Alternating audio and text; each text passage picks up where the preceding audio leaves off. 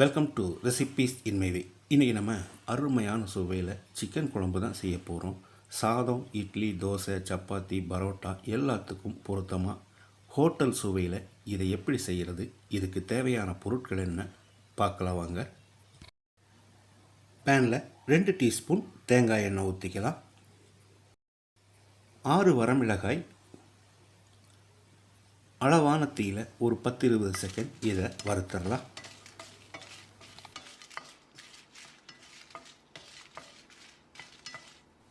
4 table spoon மல்லி, 1 teaspoon மிளகு, 2 inch அளவுக்கு ஒரு துண்டு பட்டை, ஒரு நட்சத்திர சோம்பு, 4 கிராம்பு, ஒரு மராட்டி மூக்கு, 3 ஏலக்காய், ஒரு ஜாதிப்பத்திரி, ஒரு துண்டு ஜாதிக்காய். மறுபடியும் ஒரு 30 செகண்ட் இது எல்லாத்தையும் வறுத்துக்கலாம்.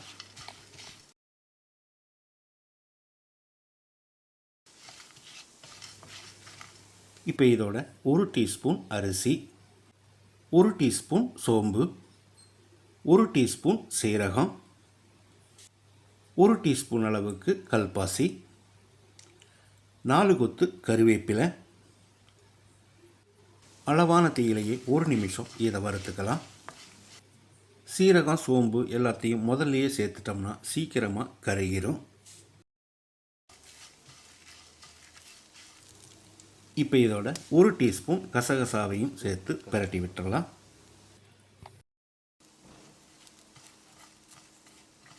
பச்சை வாசனை போகிற அளவுக்கு எல்லாமே மொறுமொறுப்பாக வறுபட்டுருச்சு. இப்போ இதில் 1/2 கப் அளவு துருவின தேங்காயையும் சேர்த்து ஒரு 2 நிமிஷம் வறுக்கணும்.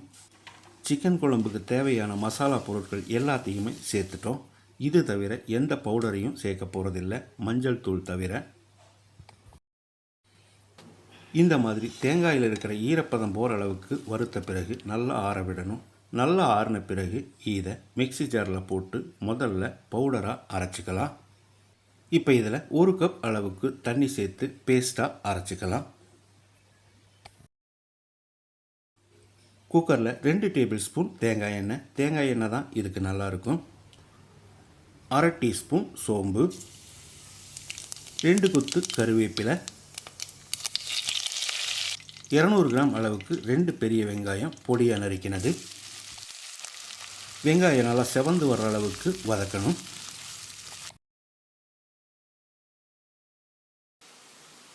வெங்காயம் நல்லா செவந்து வர்ற அளவுக்கு வதங்கிருச்சு. 200 கிராம் அளவுக்கு பொடியாக நறுக்கின தக்காளி,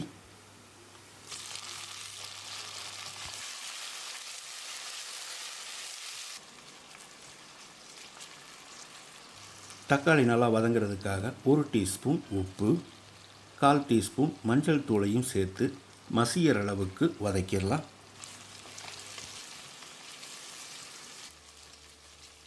தக்காளி மசியற அளவுக்கு வதங்கிருச்சு. 2 டேபிள் ஸ்பூன் இஞ்சி பூண்டு விழுது சேர்த்து பச்சை வாசனை போகிற அளவுக்கு ஒரு 30-40 செகண்ட் ஃப்ரை பண்ணிக்கலாம்.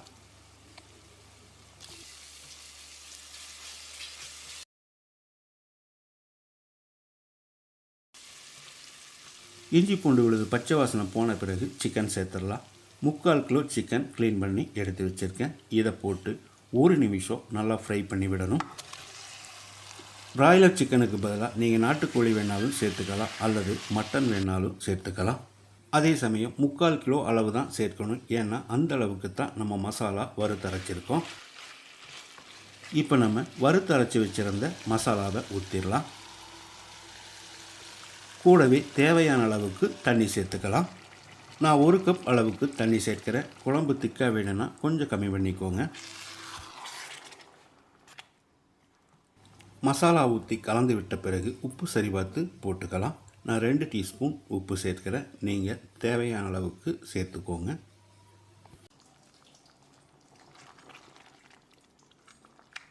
உப்பு சேர்த்து கலந்து விட்ட பிறகு ஒரு 5 நிமிஷம் இது நல்லா கொதிக்கணும்.